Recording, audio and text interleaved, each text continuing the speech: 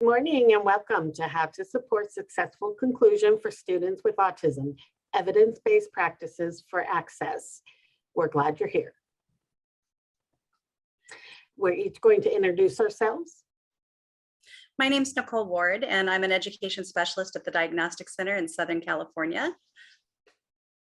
I'm Robin Young. I am a program facilitator with Santa Barbara Unified School District and the regional implementation lead for Captain 805, spanning Ventura, Santa Barbara, and San Luis Obispo counties. And I am Diane Storman. I'm a project specialist for San Diego State University Research Foundation, and I am also the parent of a 29-year-old son with autism. Captain is a multi-agency network developed to support understanding and use of evidence-based practices across California.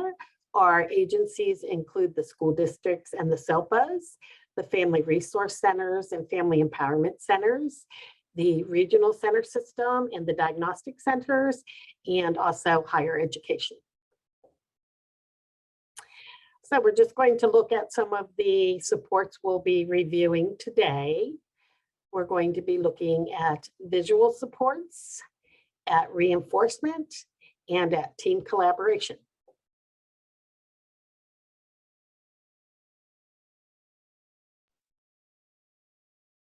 Visual supports, or VS, are any tool presented visually that facilitates students as they move throughout their day. We know that individuals with ASD have strengths in visual detail processing and visual search skills when compared to individuals who are neurotypical. By visually presenting information, the learner with ASD might be able to process this information more easily and quickly. Visual supports might include, but are not limited to, pictures, written words, objects within the environment, arrangement of the environment, such as visual boundaries, schedules, maps, labels, organization systems, timelines, and even scripts. The list is endless.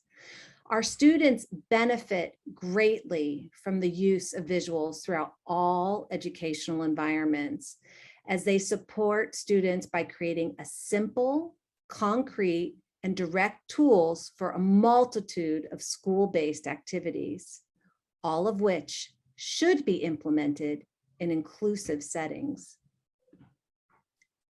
VS, or visual supports, can be used for schedules. This marks the passage of time each day, or it could be as a schedule of upcoming transitions, which often poses challenges for some of our students.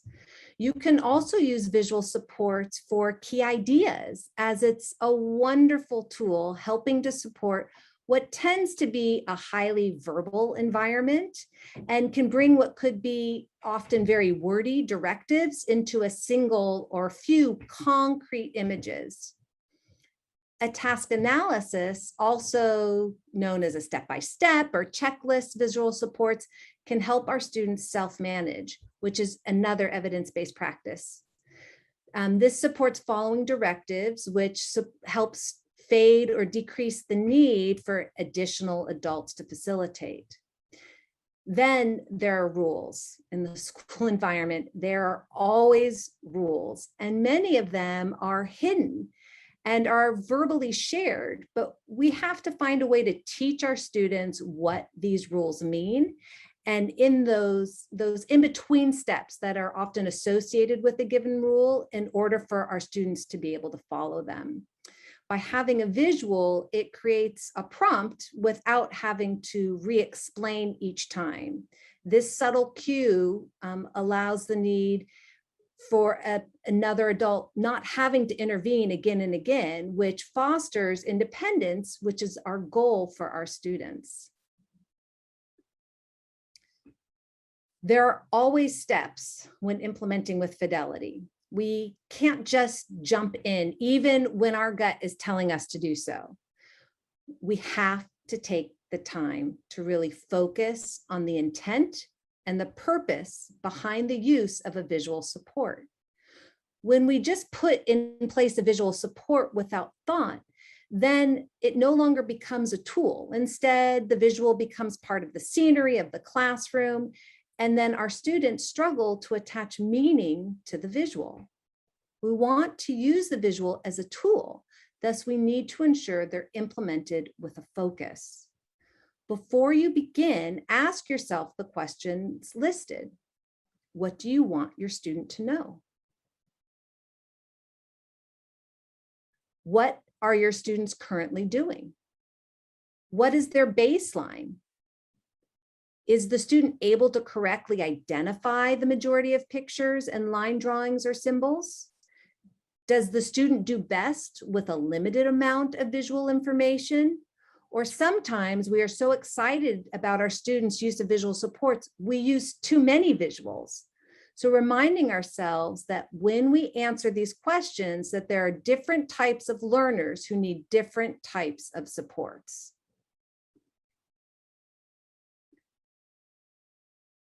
This slide demonstrates the different types of supports from students who require the most support to the least.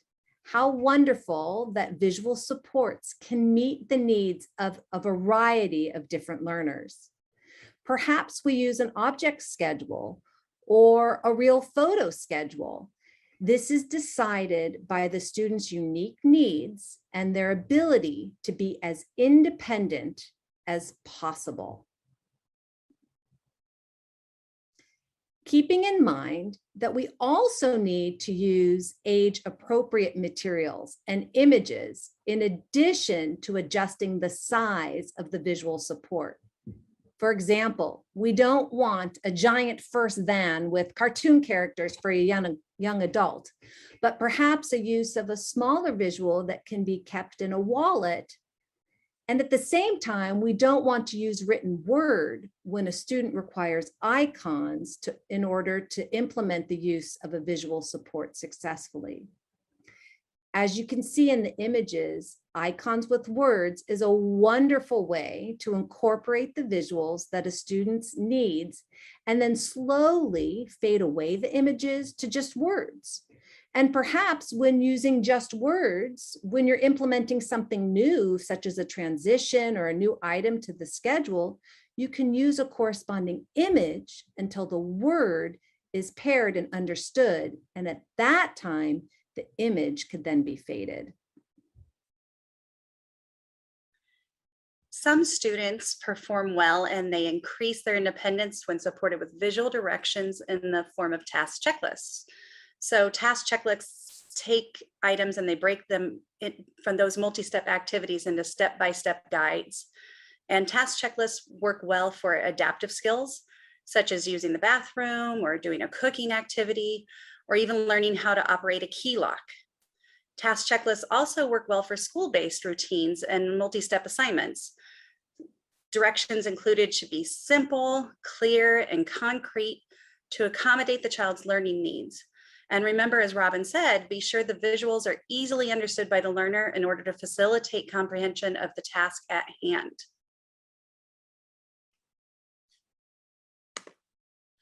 Work systems are also a way to increase the student's ability to work independently by presenting tasks visually that the student must work through on their own. As with all visual supports, the presentation should be easily understood by the learner, and the tasks included in a work system should be all things that the student can complete without any assistance at all. Work systems help people with autism to know what they need to do, how much they have to do, how to know when they're finished, and what they should do after they're finished. Work systems are a good way to increase the amount of time a student will work independently, and they're a good way to begin teaching skills toward future employment and self-care. Visual supports can also be provided to help a student better understand those curriculum-based concepts. For example, a student with autism may benefit from visuals to help them remember the main concepts to include when retelling a story, or from watching a video that illustrates a multiple step process. Visuals can also be used to support literacy skills, the student's understanding of size and quantity, or other math-based concepts such as manipulatives for number sense, or even using keywords to look for in a word problem. Rules presented visually provide the learner with clear expectations and boundaries, and they provide support for understanding abstract concepts, such as what does it mean to be respectful in the classroom while the teacher is speaking? You can see from the example on this slide that breaking that down to stopping, looking, and listening is a way to be respectful when the teacher is talking. However, if the child's in a completely different environment, being respectful might mean something completely different. So you need to have those abstract ideas represented more in a concrete way. They can be individualized and placed at a student's work area, or they can be provided clearly for the entire class.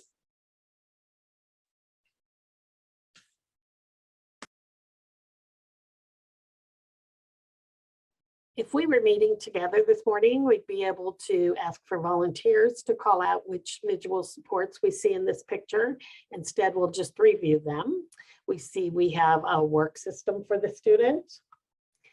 We have a visual schedule with written word. We've got symbols for transitioning, and we have tokens for reinforcement.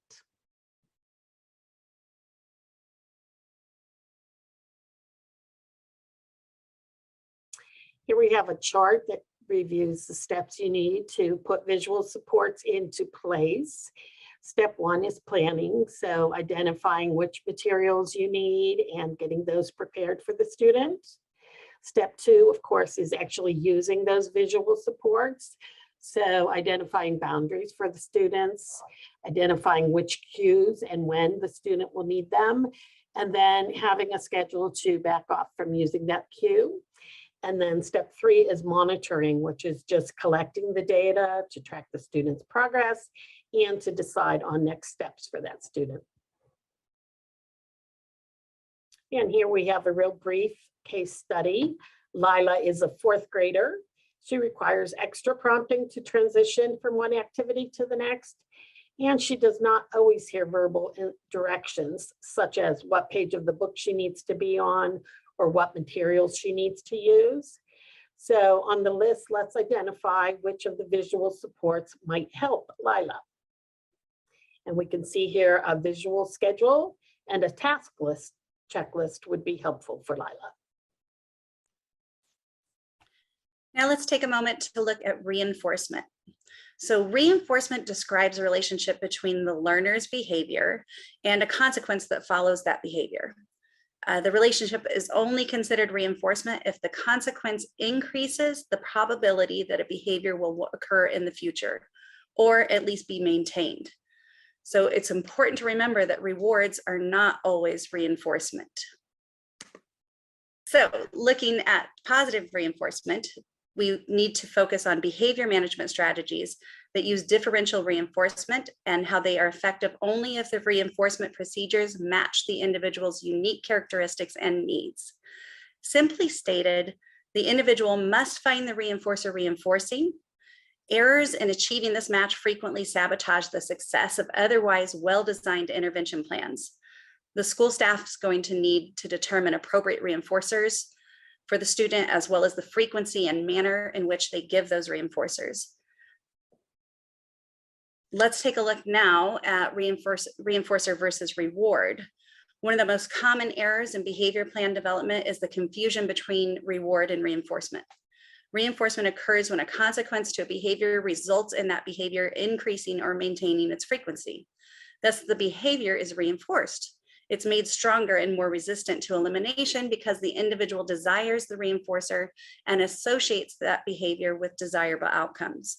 A reward, on the other hand, is given by an observer to someone for having met some criterion that was established by the observer, not by the student.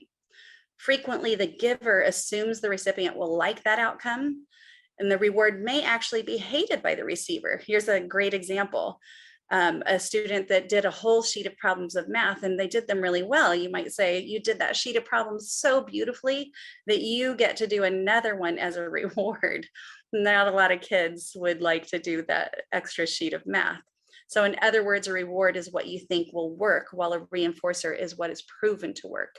And for positive reinforcement, it's important to remember that positive reinforcement is when you give something in order to increase the probability of that behavior happening again.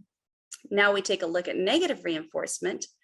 And negative reinforcement, or also called task reduction, is when you need to use negative reinforcement is when it can be effective in increasing the student's engagement in instructional activities. So negative reinforcement involves taking away something that someone does not like, contingent upon them displaying a desired behavior. For example, stating, complete this activity and we don't have to do the next activity. It'll be time for a break. In this way, focusing on the work to be completed was reinforced by removing an activity or an amount of work. When students are motivated to escape or avoid work, then using negative reinforcement may be a more effective way to increase their engagement, participation, and work completion. Many students may have a very difficult time understanding the relationship between their behavior and the reinforcement they are given or the consequence. So immediate reinforcement is necessary to teach this contingency. Immediate reinforcement is critical when you're trying to change behaviors that are exceptionally challenging, or for a student with a cognitive developmental level that's similar to those seen in children at the early elementary or younger stage. Students who experience difficulty regulating their attention and emotions may also require the use of immediate reinforcement, and it is essential to use immediate reinforcement when first targeting a behavior change. A token economy is a type of positive reinforcement strategy, and it can be used effectively to address interfering behaviors. It uses a monetary system in which tokens are used to acquire a desired reinforcer. Here, the learner receives a token, and when they use a predetermined targeted skill or behavior, it's not random, it's predetermined. That's a critical component of utilizing a token economy. Then when a student acquires a certain number of tokens, they can then exchange them for objects or activities that they find reinforcing. We can also perhaps break a task down or part of a student's schedule into shorter intervals to utilize a token economy. Remember, all tokens earned equal access to this highly preferred item or activity. Amount of work needed to earn tokens can be systematically increased after the repeated success. That's where our data collection comes into play. Our goal is always to increase time on task, and at the same time, we want to fade the use of the supports when warranted. What you need to understand is, who does a token economy work for? We have to think about children who are already able to reliably demonstrate multiple variable processing. They can categorize and subcategorize. For a student, when they are able to delay their gratification for a future reward, and they're able to make that connection between that later reward and that earlier targeted behavior. Perhaps something to think about is their cognitive development level is at approximately 7 years of age or higher. Many times teams use what's called a closure system, which is also a wonderful tool. However, it's different than a token economy. With a token economy, the learner understands that connection between earning the token and then their behavior. With the closure system, earning each token is reinforcing, and it motivates the student to keep going on in order to achieve the desired activity at the end. With the visual closure system, the learner does not yet understand that contingency between their behavior and each token, but instead, they might be on that cusp of learning delayed gratification and receive reinforcement for longer intervals of being on task, which is a wonderful school-based skill. With either system, the tokens themselves can be of high interest, such as a favorite cartoon character or pieces of a puzzle, like this trampoline that can be put together. And when they're complete, when that image is complete, then they get to enjoy that reinforcing activity at the end. When using reinforcement, we have to make sure that we use it correctly. One such way is a reinforcer survey, because what works for some may not work for all. And you also don't want too many choices. So you have to ensure the reinforcement has parameters. But ask yourself the following questions to support narrowing down the choices that you make to find reinforcers for your students. Take a moment and think of a student or a child and keep them in mind as you answer the following questions. What natural reinforcers could be used? Perhaps when they finish a task, it's time to go to recess, but maybe it's already time to go to recess. So there's a nice natural reinforcer. What activities or objects and foods does the learner select independently? Maybe when they open their lunch for that day, what's the first item they choose for lunch? Think about phrases or gestures that seem to produce a pleasant response from the learner. And what does a learner say they would like to work for if appropriate? That's a win-win. They're verbally telling us and we're acknowledging them and utilizing that as a reinforcer. What reinforcers were identified by parents or other team members as being successful in the past? Remember, we're not in this alone. This is a team effort. We need to utilize other support providers in helping us find the right reinforcers for a student. And what items did the learner select as part of reinforcer sampling? Meaning, if they got to go shopping in your classroom or in your area, what items are they drawn to? Keep note of that, take data on it, and that would be a wonderful use of reinforcer sampling. Our goal is for this to work. And for it to work, we have to implement reinforcement strategies with fidelity. Otherwise, we're wasting time that none of us have, and we're also wasting our students' time. This foundation is created prior to the start of implementation. This can only ensure longer lasting success. Following these steps is worthwhile, and it eventually becomes routine when you're implementing this evidence-based practice and any evidence-based practice into your program. You always want to start with step one, that planning stage of collecting data on that targeted skill. And then of course, using the reinforcer. What are you doing? Keeping track of it, making sure everybody's on the same page. And then of course, you have to monitor. We love taking data, but let's make sure it has meaning and make the desired changes if needed.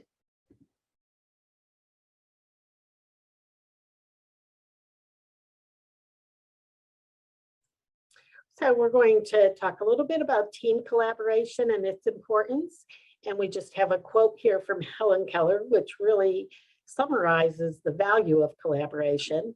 Alone, we can do so little. Together, we could do so much. So effective team collaboration has some requirements. First of all, it needs to be routine, meaning it needs to be regularly scheduled and prioritized by all team members. We want the collaboration to have an anticipated purpose so that participants know in advance what will be discussed. That way they can prepare. And we want the participants to come prepared with their thoughts and any resources they'd like to share with the team. And then it should be structured. We want team collaboration to follow an agenda and for each participant to know and fulfill their necessary role. This shouldn't take away from the value of the informal meetings that happen every day in parking lots or hallways with the teacher. But when it comes to collaboration, we really want to have a more structured plan. Just like Diane shared, those formal and informal meetings with your teams is essential. You need to have both. Perhaps you schedule each week for 15 to 30 minutes. If it's scheduled, it becomes part of your routine. And what a wonderful gift of time of when you all meet and all you have to do is give each other a high five for a job well done. There is no fun only meeting when there's a crisis. These regular formal meetings, they truly allow you and your team to collaborate in regards to what is best for your students. The informal meetings, those ones that take place in parking lots and in hallways, or when you're waiting in line even to use the restroom, these are also really important, but these are only as needed. There's no fun in having a serious conversation when you or a team member is focused on something else. A designated time is the way to go. Just like Diane shared, you need an agenda. And here is an example where you can record and keep track to ensure the meeting is productive and then also documented. For example, just everything from homework to maybe a parent, there's so many team players, maybe the parent contacted the speech and language pathologist, but not the general education teacher, just making sure everybody is on the same page about where the questions are. And even the secret one classroom community, that really means who are all the additional adult supports that are in there, and you're able to have that really robust conversation with your team members, ensuring team collaboration. Another way to make sure that everybody is on the same page is what's called an activity matrix. This allows us to demonstrate exactly when and where a student's IEP goals can be disseminated and worked on throughout the entire school day. We never want a goal to only be targeted during pullout. We want our students to be able to generalize their skills. In addition, this has to be created as a team with all support members being involved. If we look at this matrix, we're able to see that down the side, it gives the schedule, the arrival, computer time, whatever the student schedule is, whether it's pre-kindergarten all the way through post-secondary. And then you can see across the top, it lists the domains of where the goals are being targeted. And you can see that each goal has some possibility of being practiced throughout a student's day. On our Captain website, which we'll share with you at the end, you'll be able to see a blank fillable PDF that has an activity matrix in it for you to use. And here I encourage you to start with one. Start with one student, because at first it can be overwhelming, but those of us that have been implementing activity matrices for a long time know its value, and the hard work that you put in at the beginning is well worth better understanding how a student can be fully included throughout their entire school day. We would like to talk about getting families involved, because we know that family involvement promotes inclusion. And we want to start by making sure all members of the IEP team are on the same page. So that starts with really making sure that everybody has a shared definition of what inclusion is and what collaboration is. Sometimes we know that the terms mainstreaming or reverse mainstreaming are used interchangeably. There may be parents or someone else on the team that may not realize exactly what inclusion is. Or sometimes parents think that giving consent to the assessments or the placement of their child is the same as collaborating with a team. And we really want to make sure that everybody has the same idea of what their role is and how they can participate. So parents and caregivers should certainly be encouraged to share their desires for their child's future. They should have the opportunity to be active members on the child's IEP team rather than just okaying an IEP. We really want them to be part of creating it. We certainly want them to feel respected and valued by the professionals. And then we want them to understand the limitations in academic and social skills that can happen in a self-contained classroom. We know sometimes for parents, especially of young children, those self-contained classrooms are going to feel safer or more sheltered but we really want to make sure that parents do understand the value of inclusive education. And then some parent lessons that have been shared. Inclusion certainly has led to success. Of course, every story is going to be different, but it's always rewarding to look at some success stories. So here in San Diego, we've got two artists, Joel Anderson and Jeremy Cecil Cara, who both have autism. Joel Anderson has actually displayed and sold his artwork internationally. And Jeremy Cecil Cara, who is nonverbal, has his own art studio and sells his work out of that and participates in local art shows. Attorney Eric Weber was actually the first student with autism to graduate from his law school. He passed the bar on his first try, and he now specializes in helping families of students with special needs and individuals with special needs. And we have presenter Stephen Hinkle, who has presented internationally on autism-related issues.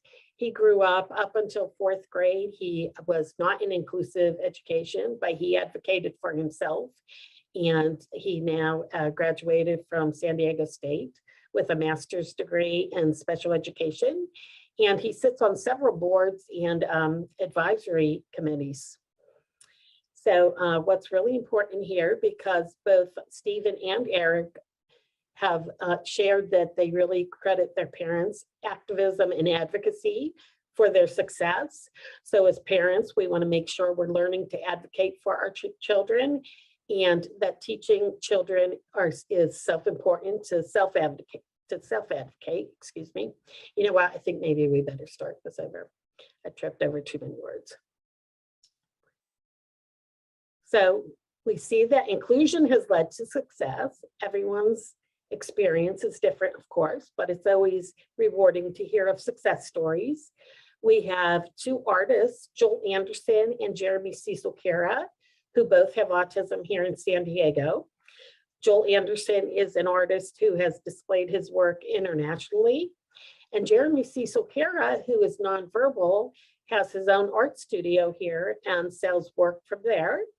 We have attorney Eric Weber, who was the first student with autism to graduate from his law school. He passed the bar on the first try, and he now has an active practice helping families of children with special needs. And Eric absolutely credits his parents' activism for his success. And presenter Stephen Hinkle became a self-advocate at a very early age. At 4th grade, he started being included, and he has graduated from San Diego State with a master's degree in special education, and he presents on autism issues internationally as well. So what's important is learning to advocate for your child and teaching your child to self-advocate. We see the school's role in providing opportunities for advocate for parents and helping families connect to resources and supports that will help them learn those advocacy skills. As Diane said, collaboration can be challenging at times, and finding the time and the willing participation for collaboration can be difficult and overwhelming, especially if none is currently happening. So you want to start small and start with success. And remember, when implementing new strategies or working toward more inclusive education for students, that it's not about change, but about small steps toward improving the current situation. Take a moment today to determine 2 small and easily achievable goals for continuing to improve inclusion in your program. Identify 1 or 2 people who you will increase collaboration with, and then set aside a regular time in your schedule for that collaboration to happen. So you can also see on this slide a cartoon by Michael G. Greco, who is a wonderful researcher and advocate for inclusion, but he also does these great cartoons. There's several books put out by him, and they are usually about special education and inclusion. This particular cartoon illustrates the evolution of swimming and how it compares to the evolution of including students with disabilities. And you can see the long ago, if a student couldn't swim at all, they weren't even allowed to come near the pool, or if a student isn't able to get by in general education and do all the work, then they couldn't even go near a gen ed classroom. And then not so long ago, or perhaps for some of you, it might still be the situation, but you can go into the pool or you can go into the general education class, and let's see how you do, but you're on your own. And if you can't make it, well, then we're going to get you out of the pool, or we're going to get you out of that gen ed class. And then today, hopefully what we're seeing is, okay, we know you can't swim, but we're going to put you in the pool and we're going to give you all the supports and accommodations you need to be successful. And as you become more successful and independent, we'll fade those supports and accommodations as much as possible. And that's what we want to see in inclusion. We want to see students going into those environments where maybe they're not yet able to do everything that's expected in those environments, but we're going to give them the supports and accommodations so that they can be successful. And then as we're able, we're going to fade those supports so they become more and more independent. Working toward a more inclusive program can be challenging, and we are all experiencing many additional stressors, especially at this time. However, it's really important to find someone who is like-minded toward inclusion to talk with and even vent your frustrations at times. It's also essential that you take care of yourself first so that you'll be able to take care of others. The infographic you see here is about self-care for educators, and it offers some good ideas in case you're unsure of where to start, or you often neglect your own needs. Finally, we want to encourage you to explore these resources to learn more about evidence-based practices for people with autism. The Captain website is here, and it provides many great resources on EBPs, or evidence-based practices, including a link to a Padlet with resources for distance learning and pre-made PowerPoint presentations about many of the 28 identified EBPs. Also, the National Clearinghouse on Autism Evidence and Practice provides information about the research into EBPs, as well as a matrix illustrating what age groups each EBP has been proven to be most effective. And finally, for further and more in-depth training on each EBP, go to the Affirm website, where you can register for a free account and go through modules that provide clear expectations, videos, the steps for implementation, and downloadable resources to ensure your implementation is done with fidelity. For a small fee, the Affirm website can also offer CEUs after completion of individual modules. We hope you've enjoyed the presentation and found at least one new idea or resource to help you on your journey to expanding your inclusive practices. We want you to feel free to reach out to any of us if you would like more information about evidence-based practices for students with autism, or how to increase inclusive education in your program.